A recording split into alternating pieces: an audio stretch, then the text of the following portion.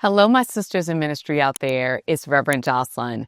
And in today's video, we're going to talk about how to get funding for your ministry.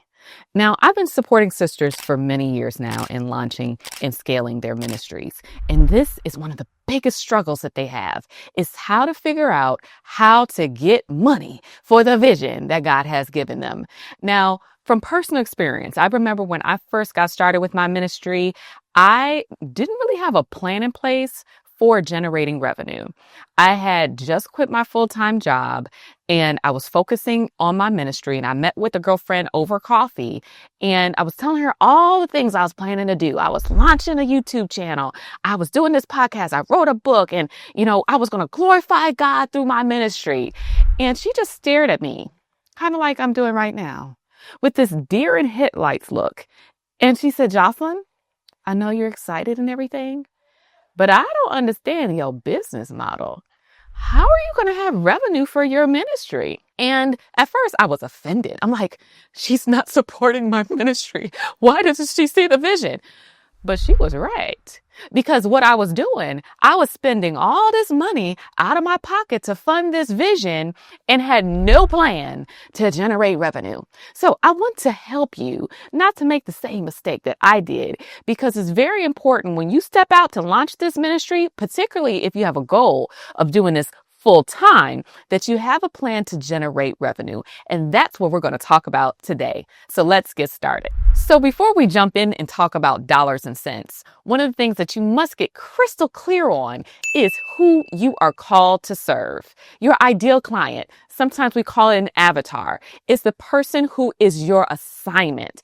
And when you're clear on that, then we must determine, is this person able to pay for the services or not? For example, if you're called to serve children, maybe you're called to serve those who are coming from a low income community, maybe single moms who are struggling, maybe a domestic violence survivor. They're not at a place where they have the income to pay you for their services. But with the right strategy, we can set things up so you have the revenue coming in from other sources to cover it. In contrast, you might be called to coach high-achieving Christian women from corporate America to help them to avoid burnout. They have the funds to pay you directly for their services. So in that case, we will set up a different revenue model. Get clear on who you're called to serve and if you believe that they can pay for services. And from there, we can decide which route we want to take next. Now, once we get clear on our ideal client, aka our avatar, now we can explore what creative ways can we use to generate revenue to best serve our client. Now, if you are called to serve someone who they can't afford to pay you for their services, but they're the beneficiaries of the services, I want you to realize that you don't have to continue to fund this ministry out of your pocket. There's a better way. Now, let's cover a couple things that you can do if you decide to structure your revenue model in such a way where maybe you choose the nonprofit route. Well, first, if you choose to have a nonprofit, one thing that you can really dig into is grants. Now, grant writing for many of you might seem intimidating. You're like, I don't know how to write a grant. It's okay. Trust me. First, there are a lot of grants out there that are seed grants for organizations who are just getting started. It's meant for people just like you. And so you might want to look into seed grants from your local small business association to help you to get started. But even if you have no grant writing experience at all, there are organizations out there that are designed to help you to get off the ground, serving as the lead agency for you, where they will write the grant and you'll come in as a subcontractor where they will give you a majority of the funds or a portion of the funds, and they will be the manager of the funds. They already have the rich history. They have the track record with funders, so they can more easily get the money in. And then they establish you as a subcontractor. You work up your history of running grants and actually getting your operational budget off the ground. It helps you get your infrastructure in place. And so through a strategic partnership, you actually might qualify for a grant. Now, in addition to grants, one thing that is a must if you're a nonprofit is generating donations for your cause.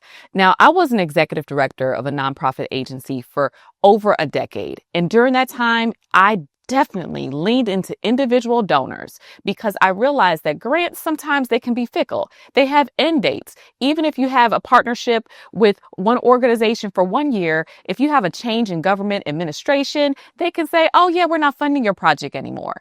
So it's important to diversify your income streams and have individual donors who are also available to offset your cost. One of the things that I did was I made sure that we had donation levels at all different stages. We had our big donors that we went after who gave $100,000 or more to our cause. We had those who were in between. And then we had people who maybe donated $1 a day to our cause. And we had it set up where it was reoccurring revenue. Think about it, $1 a day. If you put that in perspective, people spend over $1 a day on coffee at their local coffee shop. So surely if they can save a child's life, if they can invest in something that really makes a difference, they might be willing to spare $1 a day, which is $30 a month. And if you have maybe $30 a month over a course of a year, that's over $365 that you get from each individual donor, and you have that times 100 people. How much is that? I haven't done the math, but you get my point. That stuff adds up. So think about having something like $1 a day campaign for your cause. Maybe even doing some crowdfunding to help you to get your organization off the ground. And the main thing is when you're asking for these donations, people need to understand and believe that you're going to be a good steward over their money. Because even though some people might not have the ability to go out into the mission field to work with human trafficking survivors, if you are able to show them that their money, that their donation, that they're investing can make a difference, even if they can't be there, it will still remind them that they're making a difference. They're a part of the movement. And so when I was soliciting individual donations, I made sure to show people what their money was actually doing. For every $100 we raised, we were able to offer tutoring to a child for a week, or we were able to offer dance classes, or we were able to send a child on a scholarship trip or a college trip. Whatever we were able to do with those dollars, we quantified it to show them the return on investment. And that helped us to get more donations for our cause. Next, if you have a board of directors because you have a nonprofit, then it's important that you have a board of directors that gets to work, because you should not be fundraising on your own. Each of your board members, I encourage you to select strategically. That means it should not be your cousin Pookie and just some people that you put on the board of directors list so you can get your 501c3 status. That's not going to help the cause. No, you want to think of people who are influencers, maybe someone who's on your board who's a grant writer. Think about someone who's good at event planning who can help do your fundraiser. Even have it as an understanding that those who join your board have a give-get policy or a give-get expectation, meaning that as a board member is an expectation that they either give $2,500 each year or they get $2,500 each year through their fundraising efforts so that it can pour back into the agency. So another thing that can really help you raise funds is to select your board members wisely and set those expectations. Now, after you have this fabulous board of directors in place, you get to plan your upcoming fundraiser. Now, this is something that you can do more than once a year, but at a minimum, I suggest that you do one main fundraiser where you give it all you have. You know that you're going to invite people to maybe a banquet. Maybe you bring people in for a tour. Maybe you have something at your location. You can decide how you set it up. But at this fundraiser, you want to have a couple things in place. You definitely want to be able to clearly articulate the cause and the impact that your organization is making. 2, you want to have the right people in the room. People who can write them checks. You want to make sure they're there. So be strategic in inviting the right people. Then you want to make sure that you have the infrastructure in place to accept donations. I should have said that earlier, but you want to be able to say, we take Visa, MasterCard, we take Zelle, we take cash, write them checks, whatever. We take it.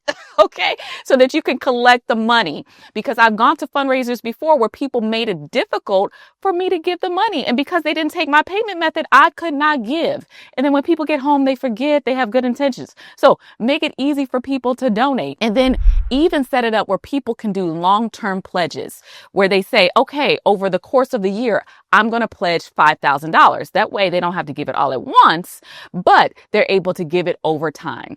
And you can do things like incentivizing people to give. You can have silent auctions. All that stuff is great.